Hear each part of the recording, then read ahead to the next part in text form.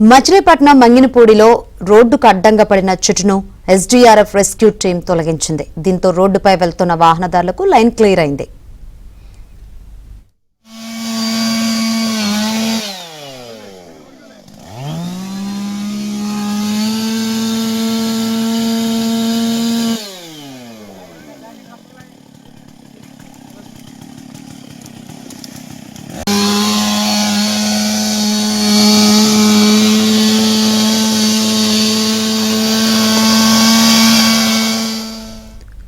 ఎన్టీఆర్ జిల్లా మైలవరంలోని VVR junior కళాశాలలో ఏర్పాటు చేసిన పునరావాస కేంద్రాన్ని ఎమ్మెల్యే వసంతకృష్ణ ప్రసాద్ పరిశీలించారు. ప్రజలకు అందుతున్న సౌకర్యాలను అడిగి తెలుసుకున్నారు. అనంతరం డ్రైనేజ్ పూడికతీత పనులు పరిశీలించారు.